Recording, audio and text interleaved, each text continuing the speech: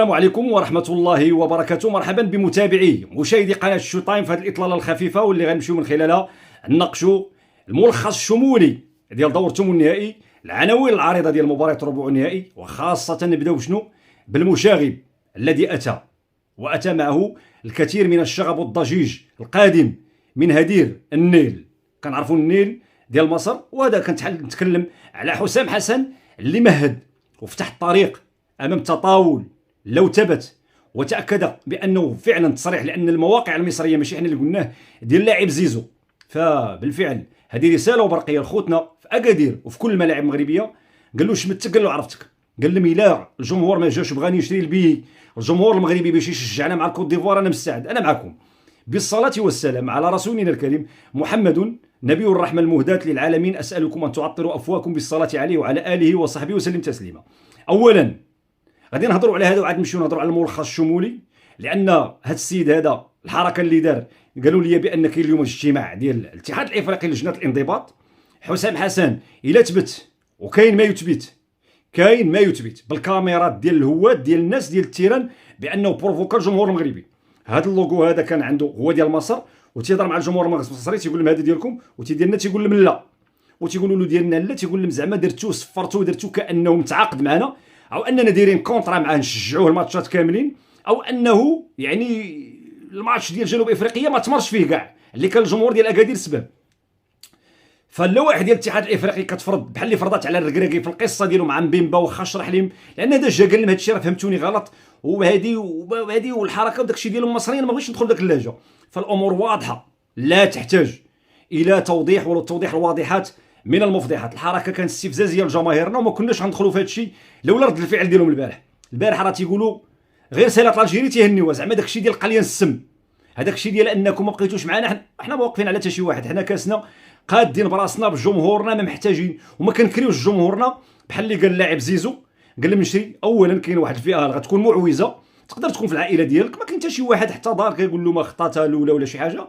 فكاين فئات، ولا ما كان شوف ناس ديال الزمالك اللي كانوا تيشجعوك شحال هذه قبل تمشي للاهلي، شوف ناس اللي محتاجين داكشي اللي غتشريه في البي، سير شري للجمهور ديالك وحجز لهم في الطائره وجيبهم، باش تقول الجماهير ديالنا نشري لكم بيو تشجعونا. حنا ما عندناش جمهور الكره، ما عندناش جمهور كيكري مشاعره، ولا لانه النهار اللي دخلوا 40,000 شجعوك مع البنين ما شريتي لهمش البي، داروا داكشي من تلقاء النفس، وداروه بواحد المنطلق تيقول لك انا اذا اكرمت الكريم ملكته، واذا انت اكرمت اللئيم تمرد. بمعنى كشفوا واحد الوجه بتلقائيه بعفويه. خونا المناصر ديال الحسنيه ديال اكادير اللي كنتوجه له بالتحيه يوسف، والناس شجعوكم، ما احتاجيتي تشري الملابيه لا والو، باش تقلز لينا من تحت الجلابه بهذه الطريقه ونشري البي. هذا استفزاز ربما غيدفع الجماهير في المباراه الجايه، غيشجعوا الكوت ديفوار، واي منتخب غتلعب ضده غيشجعوه مزيان. اذا البرقيه مفهومه هنا، وما كناش نود الدخول في هذه الحيثيات، لولا انني لمست البارح كنزيد نعاود ناكدها بان ما كانش غلطه، كانت يعني واحد كما يقولون دست اللي عطى الله عطاه. هذاك المناصر تلاقاوه الناس البارح في الرباط، المناصر ميتشيل نغوغا مبولا دينغا، هذاك اللي مسكين كيتصور كيبقى 90 دقيقه البارح طاح، بحال اللي قال له باجيو هو اللاعب باريزي مات واقفين بعد البينالتي، تا بقى واقف طاح مع الكره ديال بولبينا. المناصر الكونغولي اللي كرمز الرمز ديالهم لومبومبا، ومشى تصور البارح في الشارع ديال اكودال مع الشارع باتريس لومبومبا، وكانوا حوايج جميله جدا، وكانت الجماهير المغربيه الى غايه يوم امس. انا هادشي شفتو بامي العين في السونتر فيل ديال الرباط، كانوا جماهير مغربيه كتشجع الجزائر. غتجي تحيد لهم راسهم ما غتفهمش، وتلاقيتهم انا وجا عندي الطوموبيل واكدوا لي، وكيقول لك خاوه باقيين مامنين بهذا الطرح، الله يسهل. شتي تيقول لك نهيه ولا غاسير وخليه.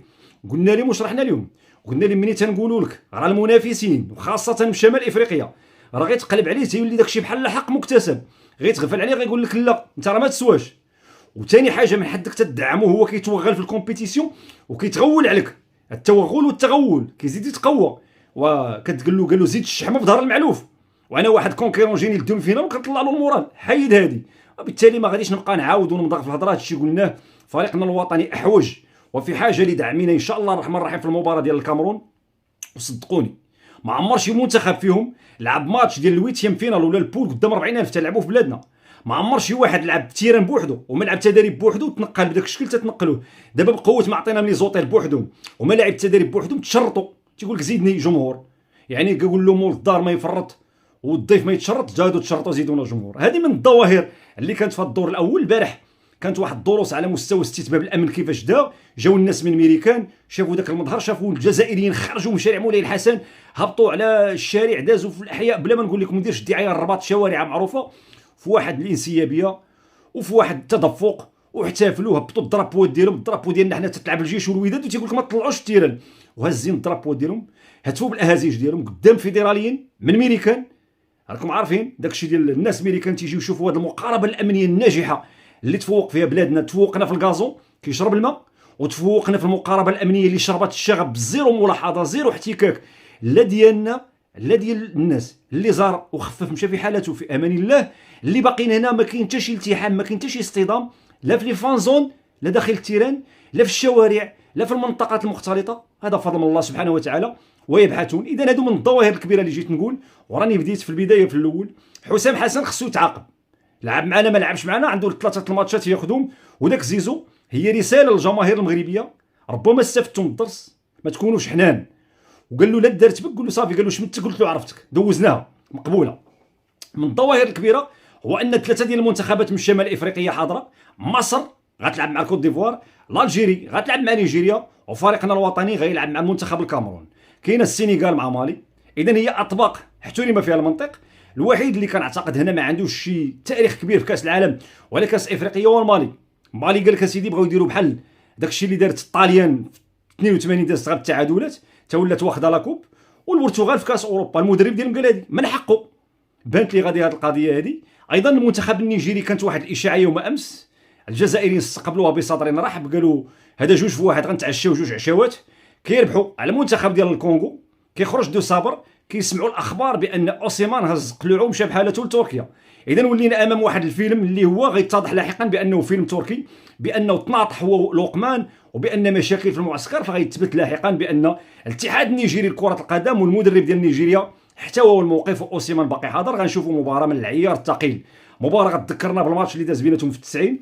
النسور مع التعاليب، ماتش اسويفري يعني نهار الاحد غتكون ماتش، نهار السبت غنكونوا ديجا لعبنا حنا ولا ربحنا، واحد فيهم غيلعب معنا يعني في الطريق ديالنا هما في الدومي فينال. يا نيجيريا اللي ربحت الموزمبيق ب4، واللي ربحت طنزانيا، واللي ربحت تونس ب3، ودوزت باركور يعني في المستوى العالي دايرين العلامه الكامله. هادو جوج ديال المنتخبات اللي ربحوا الماتشات كاملين.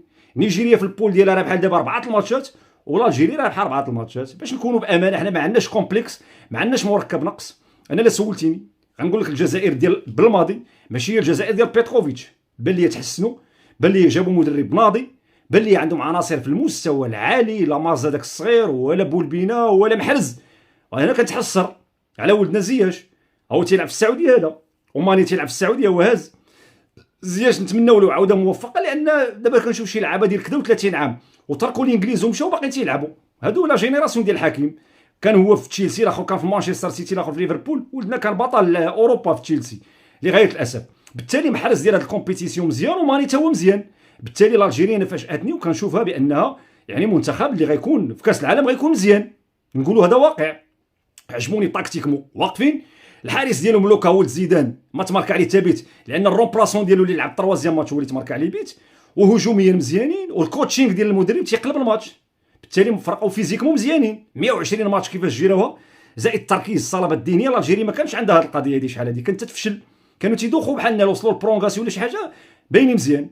والكوت ديفوار جايين بشخصيه البطل. الكوت ديفوار واحد الوقيته راه الله يرحم تحيه ومزياش، ولاو جايين داك الماتش اللي شكل لي من نقطه التحول في لاكارير ديال الكره ديالهم هو ديال زياش. اهلهم خاسرين ب4-0 خير وسلام مع لا غيني اكواتوريال، مودعين ولاو ابطال افريقيا، ولاو تيدقوا على اللقب اخر. ديجا شحال عندهم هما؟ عندهم هذاك ديال السينغال، وعندهم اللقب ديال بلادهم، واللقب 3 الالقاب. تيدقوا دابا في طريق باش يدافعوا على اللقب ديالهم. خالعين. انا لا سولتيني غنقول لك انا بالنسبه لي الكوت ديفوار احسن من مصر. انا رشحت في واحد الفيديو سابق المنتخب المصري غيمشي للفينال. علاش؟ رشحته بالمعطى ديال الخبره، بالمعطى ديال الخبث. تقدر ما يعجبوكش، تقدر تقول ما تفرجش فيهم، ولكن انت تمشي معاهم الكره وتمشيو. دابا تضرب لهم تريزيكي وداك حمدي، كيفاش غيجيري هذا المدرب ديالهم؟ واش غيكون في البون توش ولا غيجري من المدرجات على ضوء القرار ديال لجنه الانضباط والاخلاقيات؟ ولكن الكوت ديفوار كتبان احسن منهم. الطريقه باش دومينات الكوت ديفوار البوركينا فاسو هو ديربي ريجيونال بيناتهم. الكوت ديفوار مزيانين.